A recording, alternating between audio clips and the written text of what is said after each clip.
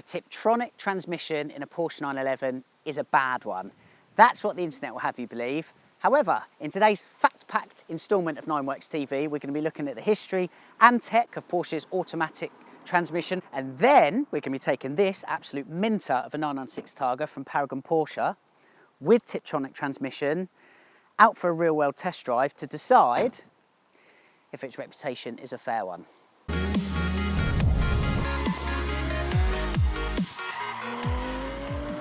Believe it or not, there's not actually a lot of resources on the internet that will tell us too much about the Tiptronic gearbox, which makes you think, well, how does everybody know it's bad then? And have they tried it?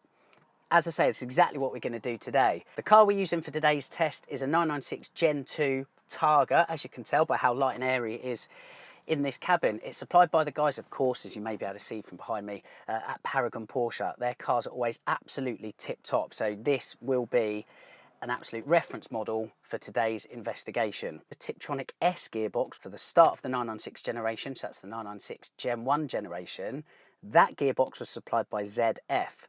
For the Gen 2, 996 Gen 2, which is this car, Porsche switched from a ZF built and supplied gearbox to a gearbox supplied by Mercedes. They first used this gearbox on the 996 Turbo, and then they put that gearbox from the 996 Turbo into all Gen 2 996 Carreras. It's more intelligent with 250 different maps compared to 5 on the ZF supplied Tiptronic gearbox that went into the Gen 1 cars, but also they can take a lot more power and torque, and that's why you see a lot of 996 turbos that are Tiptronic that are tuned to big horsepower. It just goes to show that the gearbox can take it. So it seems to be a bit more intelligent, a little bit more robust in the Gen 2 cars, but as Pete Twyman here at Paragon Porsche is about to testify, in terms of reliability, they're both pretty damn good. I think they're brilliant. They're good gearboxes. You need to change the oil before the manufacturer states. Okay, which is 96,000, I think? Yeah. Problem is that if you do it by mileage, the car might be 20 years old. If it was 997, it would be changed at 12 years. So if you had 996, I would say use the 997 interval. Okay. So do it at 12 years if you can. Or if you've gone past that, get it done sooner rather than later. I only say that because in the past we've had a couple of cars which have, sort of waited to sort of 120, 130,000 miles, but encountered issues with gear selection, and we've had to, drain the gearbox, run the car, drain it again, run it, drain it again to try and get it back to sort of sensible again.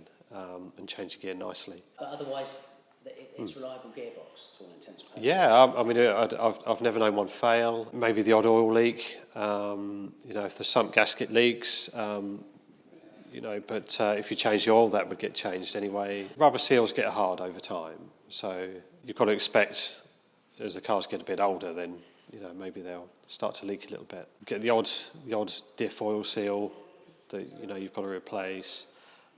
Sometimes on the 997 you've got the gears, the transfer gear plate. You might get a bit of weeping around that, but we've got a fix for that as well. So, any sort of maintenance like that on the gearbox is all doable. But I'd say the gearbox itself is a good strong. If they're going to buy a car that's Tiptronic example, anything they should bear in mind at all? Well, I think you've got to look at when you're driving the car. Just make sure it changes gear nicely. You'd soon know if the gear changes jerky or if it's not changing gear when you expect it to. And any problem with the Tiptronic gearbox is obvious. Pete Twyman at Paragon Porsche, thanks very much for your expertise. Thanks for having me. Okay, so that covers the mechanical side of the gearbox, and so far we've learned that they're actually pretty damn reliable, which is great. I'm going to start the car now, and the reason I've not started this car yet is because I wanted to run the 911 from cold. For a couple of reasons. Well, the gearbox behaves differently when the car is cold compared to when the car is warm. For example, when I set off shortly because the engine is cold, we'll set off in gear 1. When the engine is up to temperature, we'll tend to set off from gear 2. Also, a little known fact, these Gen 2 cars with the Mercedes Tiptronic gearbox, they've got 2 reverse gears. The first reverse gear is only used to reverse the car or move the car backwards when the engine's cold. Once the engine is up to temperature, it uses the second reverse gear. I say, a little known fact for you there. Enjoy YouTube. ostensibly from what we're looking at here at the start, how does this differentiate from a manual car? Well, obviously there are 2 pedals rather than 3, so my left leg's not going to be doing too much today. I've got this gear selector which has got kind of a backwards L movement to it, and of course we've got these rocker switches on the steering wheel. That's kind of about it. So let's get going. Let's push down on the button, move it from P to D, handbrake's off. Let's head out on the road, see what these Tiptronic gearboxes are all about. So by way of a quick history, Tiptronic is actually the second ever automatic gearbox that Porsche elected to put it in its sports cars. The first was called Sportomatic, introduced for the long bonnet 911s way back, late 60s. That was discontinued in the mid 1970s, and Porsche went back to just offering traditional manual stick shift sports cars until the arrival of the Tiptronic gearbox midway through 1990 with the advent of the 964. So for the 964 generation, and indeed the 993 generation that followed it, Tiptronic gearbox gave you 4 forward ratios, did have a manual override, and then you'd have manual control by nudging the selector up and down.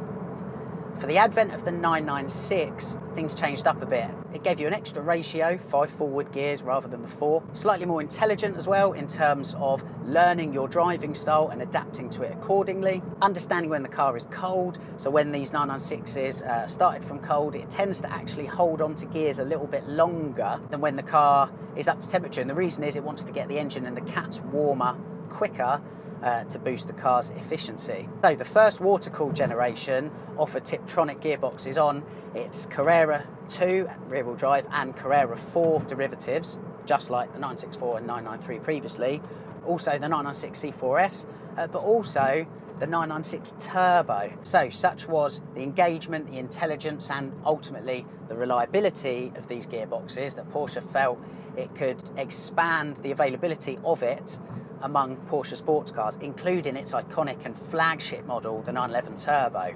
And that's why there are a lot of Porsche sports cars from the early Millennium era which are spec'd with the Tiptronic gearbox. So why is it so chastised? Well, first of all, I'm going to say it's chastised unfairly. I've always said that Porsche has never really made a bad car. It's just that different cars suit different individuals and different lifestyles. This is where a Tiptronic gearbox offers an easy win, particularly for those who might use their 911 or Cayman or Boxster daily. It might be a commuter car, it might be a car to go into our heavily traffic-laden and congested cities, in which case, and this is somebody that has done those journeys many a time in a manual car with a single mass flywheel, that is an absolute pain in the bum to keep shifting between first and second while you're stuck in traffic and creeping along the road. In Tiptronic, nice and easy, relaxed, the car does all the hard work for you. So, as I say, it's a really amicable solution. And I actually know some specialists whose entire business model is centred around being based just outside of town and sell a lot of predominantly Tiptronic sports cars to the clientele that live in town. So it clearly works and clearly has its merit. I think the problem with Tiptronic gearboxes, and certainly the stigma behind them, is they're contextualised within the world of high performance.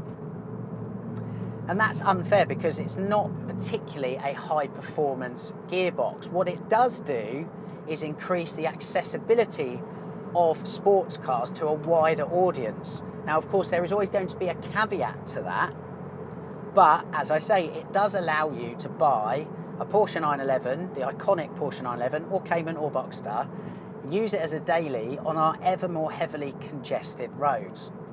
Of course, Tiptronic is nowhere near as intelligent as PDK. For example, PDK being twin clutch, the next gear is always pre-selected. It basically allows lightning gear shifts. Tiptronic is never going to be able to compete with that. But what I will say is, and certainly in driving this example today, it's by no means archaic. It's also incredibly smooth as well. It really is quite amicable. Yes, there is a weight penalty over the manual equivalent, the 6-speed manual equivalent in the 996 supplied by Getrag. The penalty is 31 kilos, but with the weight and the mapping considered, even then in the real world, The time penalty to 100 kilometers an hour or 62 mile an hour is only 1/10 of a second over those manually optioned cars. And actually, by the turn of the 997 turbo, the 0 to 60 dash was actually quicker with the Tiptronic optioned gearbox over the manual equivalent. And actually, for those that say Tiptronic gearbox is absolutely useless for performance driving, well, how about this? I actually learned left foot braking with the Tiptronic gearbox 996 in terms of mastering the art of application of the brake pedal with your left foot, which, let's be honest, is otherwise a pretty alien move, was learned rather splendidly with a Tiptronic 996 on a fantastic driver's road. So give it a go before you knock it. I think that's a pretty kind of comprehensive conceptual analysis of Tiptronic. Let's give this a real world test. Let's see what it's like. Well, as I said, it's been perfectly smooth and intelligent so far for driving around town. We're going into a country road now, so I'm just going to leave it in fully automatic mode for now. Let's bury it.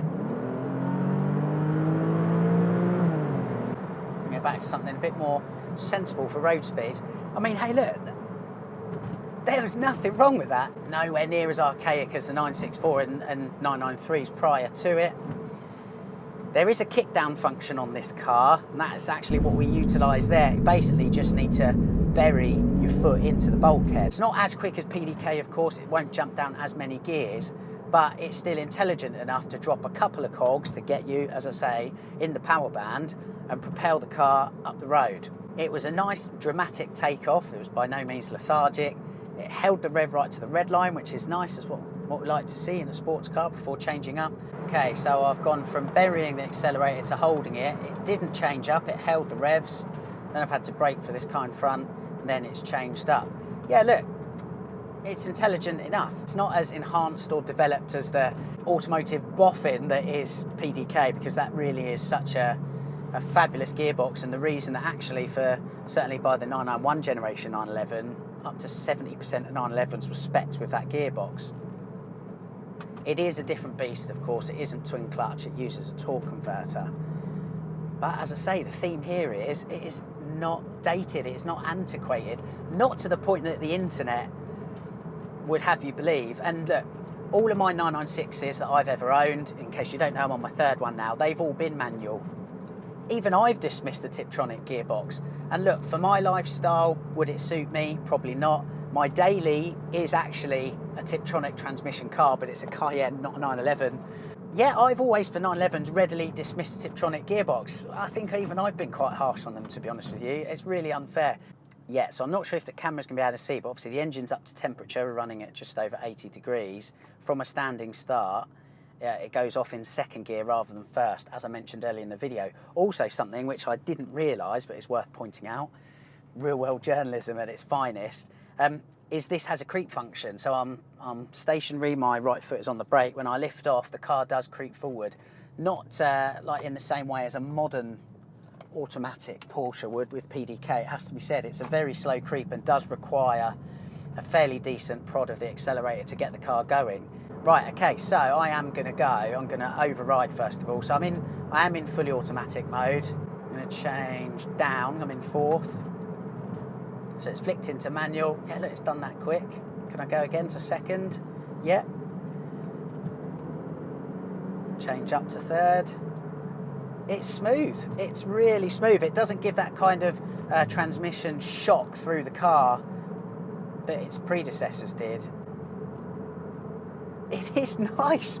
It is nice and smooth. Right, national coming up here. Let's knock it into manual, so full control now. Knock it to third.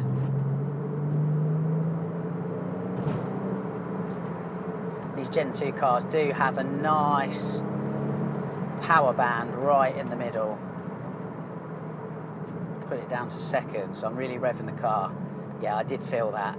Yeah, when you're pushing on, it is a bit, you can feel it balk slightly. It doesn't like it. It likes nice, smooth change-ups. Doesn't really like pushing on as much.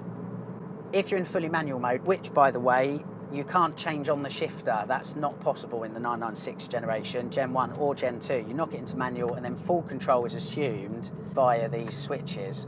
How natural does it feel to use? Do you know what? Fine, look, nudge that down. Oh yeah. That's lovely. That's really nice. Okay, van in front.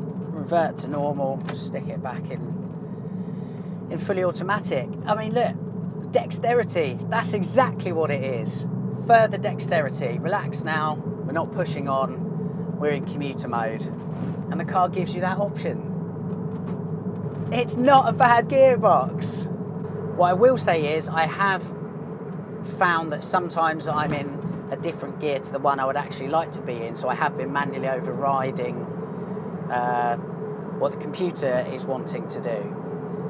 I think that's more a reflection of my driving style, and again, I've not long been in the car needs to learn my driving style as well.